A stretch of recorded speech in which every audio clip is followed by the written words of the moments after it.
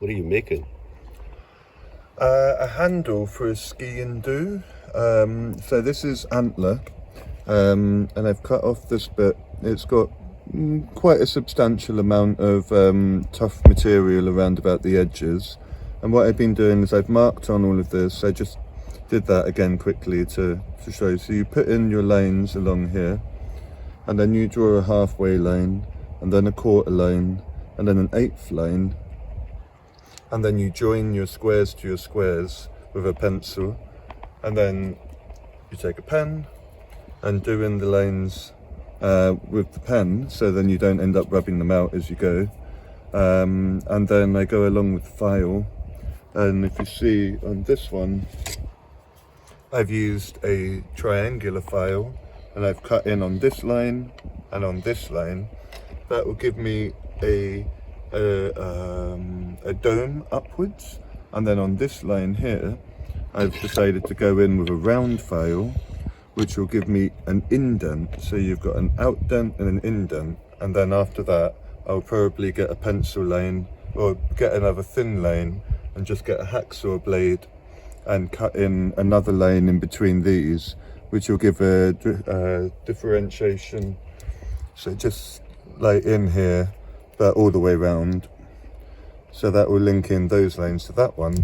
And then I've got a little bit of excess material on both ends here, so I can take this and essentially mark it off here.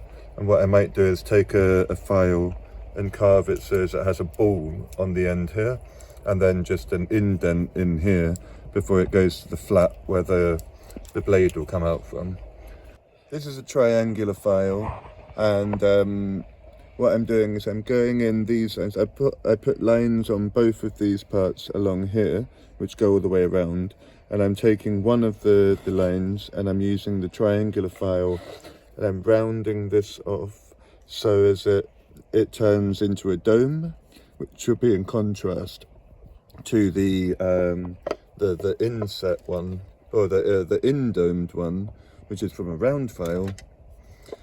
So you just go around nice and gently and just cut those corners off to round it over. I don't want to go in too deep, because otherwise the tang that I put in won't have it will break through the material. But yeah, so this is just gently going around and organizing these different in-grooves now. And then once I've got those in-grooved, and then I can take my fine pencil, then I can do a line. I haven't decided exactly where I'm going to do it yet, but probably I might do two, one on this one and one on this one. So as you've got these really thin hacksaw lines which go through as well, which you don't file, they're just a thin line going through. Then I can clean it all up, and then it will have this lovely kind of marble-like handle. And then I think afterwards what I'll do is I will carve a little ball on the end here.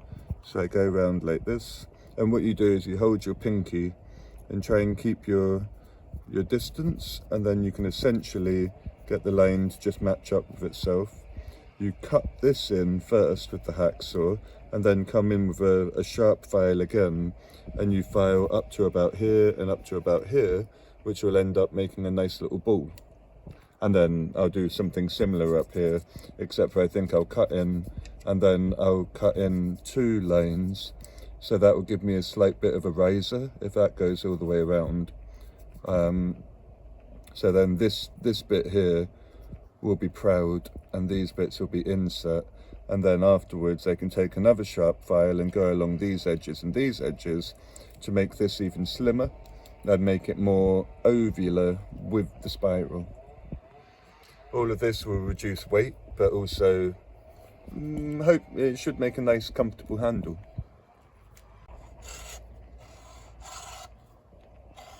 So you just want to take the hacksaw and cut in your grooves, and if you see here on this block there's a little indentation in here, and because it's got a little bit of weight to it, I can hold this like this, and then I can cut in. When you're doing this kind of stuff, and then it makes it so much easier if you have what you call the sacrificial material, or the non-active material, because then you can hold on to it.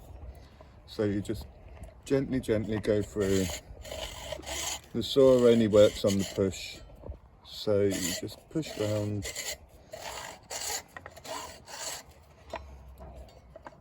Then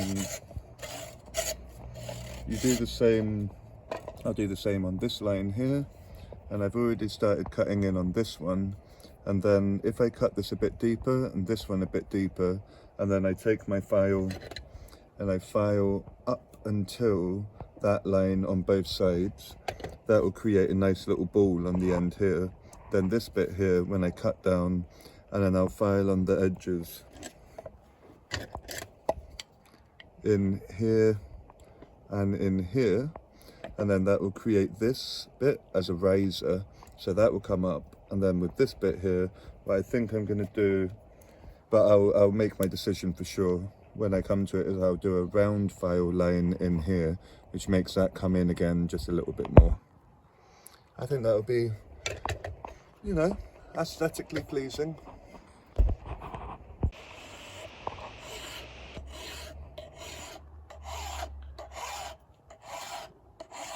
The basic shape is now cut in, and you can see the ball forming on the end here. So eventually I'll cut it off down here and round this up quite a bit more. But now that I have the basic shape put in there, I can round it off more.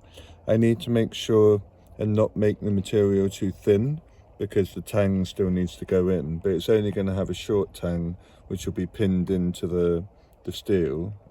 That's my current plan. So I'm just refining the shape now, and essentially using the file and the rotation as like a really slow lathe to remove material, to round it up, and to refine the shape that's now cut in after doing these bits and this bits here. And then I can deepen up some of these a little bit as I see fit. But you can really see the marble-like quality of the antler coming through now, and the difference between this and this. I think it's going well. Nice. This is an old brass hinge, and I cut it just to make sure at the depth of the material, and I'm going to use it as the bolster for this knife here. What I'm going to do is essentially roughly draw around this here, and then I can size off some of the material.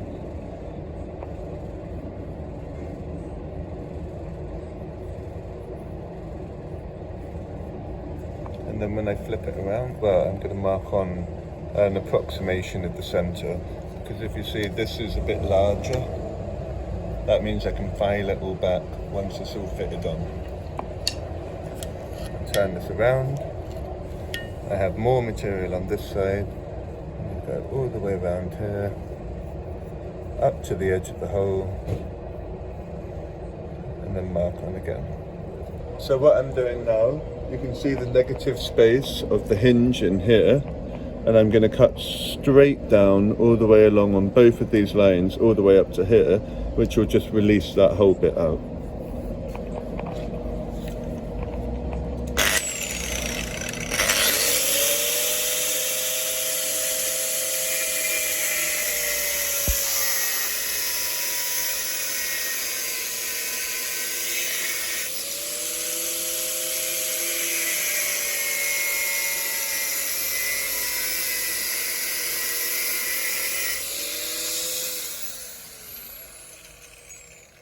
I've got this already set up with 2 bits of wood, which will help me grip the unnatural, well, the very natural shape in a parallel way much better.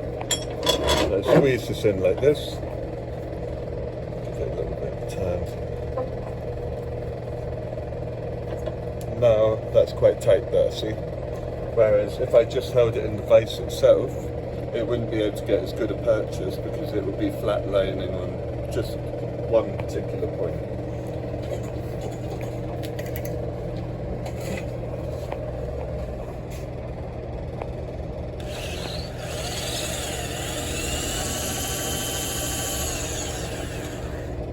Ready? keep checking your lines.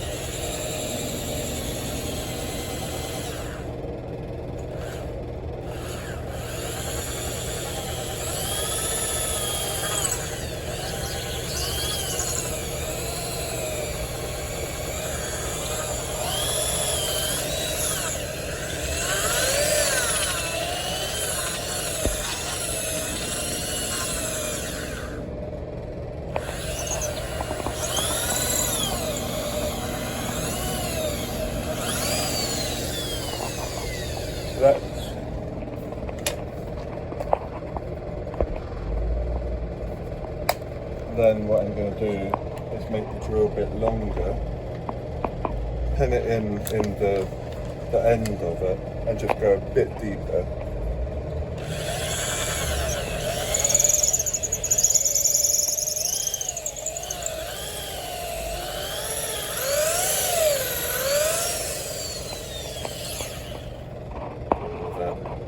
That marrow, we just pick that off. And that's the whole pre-drill. That's the whole pre-drilled now. And what I have here is a little brass rod that I use to just test depth. So that goes up to about there, which, you know, I can, when I make the tang, I can make a little spike on the end of it, so it'll go in a little bit deeper on there. So now I've got the hole drilled out, I've got the space figured out. I need to I want to pre-draw the length of the blade that I'm going to make. So in this case, I kind of feel like it would be nice to make it the blade length, a symmetrical length to the handle, or the same kind of length. So I put this down, I put in a little mark here where the bottom is, and a little mark here, and then I can take my measurements here, I take my hand, I put it down like that, I put in a mark up here, and I say, right, we know that the tang isn't actually going to be quite as long, so we're not worried too much about making the tang so exact. We're just going to draw that on there. But then the blade itself, we want to make wide enough that it kind of fits in here, and then we're just going to draw it down, a bit wide there.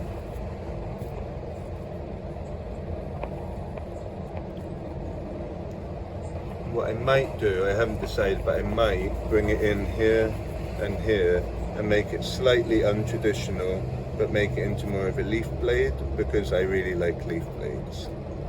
So I might do that, or I might just keep it parallel. We'll have to see.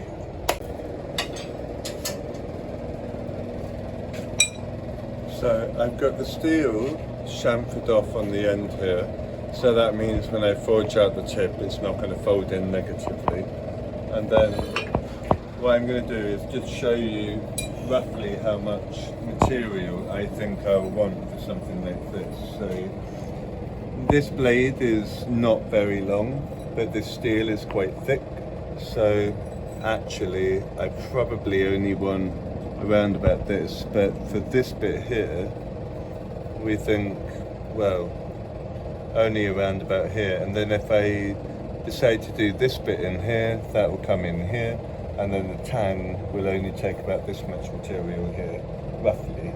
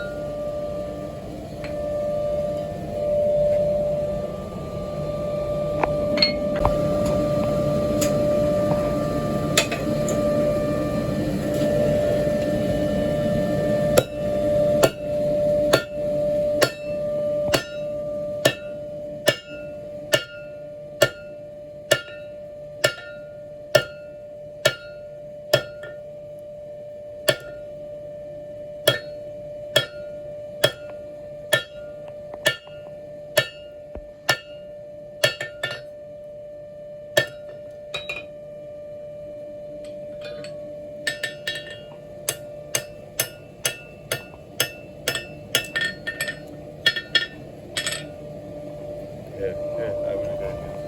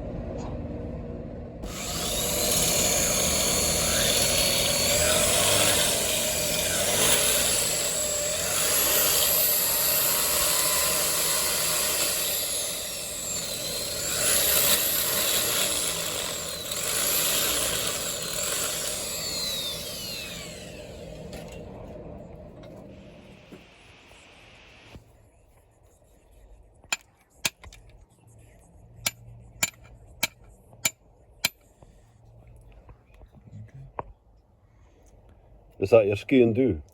It's my brother's soon-to-be Skean Dhu. Yes, it's the one we were making before, and this is an antler handle, and I've just finished putting the pins in.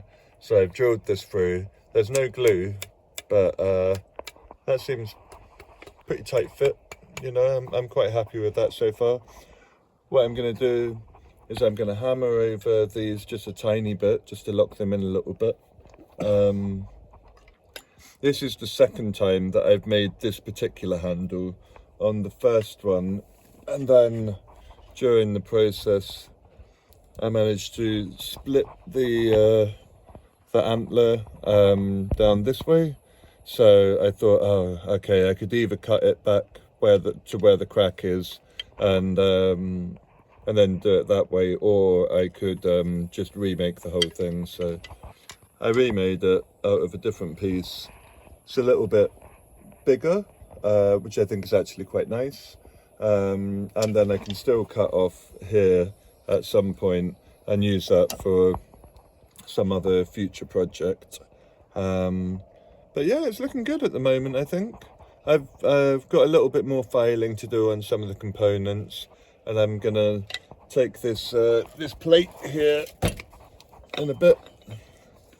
Not right now, but in a bit.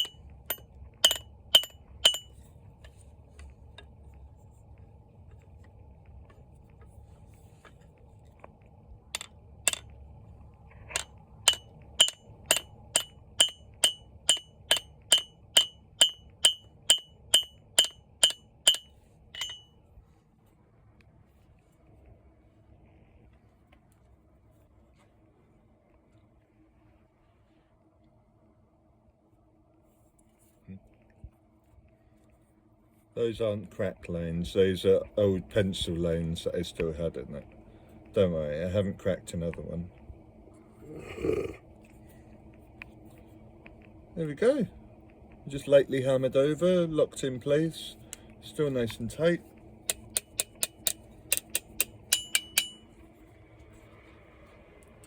Beautiful stuff, Governor. So I'll clean up some of these little components, and then eventually I'll just cut it off the end after rounding up the ball a bit more. I kind of want to see if I can centralize it a bit more, but that might be too hard to do for my abilities. And then I can cut it off, and then that's it done. Maybe a bit of sanding on the blade.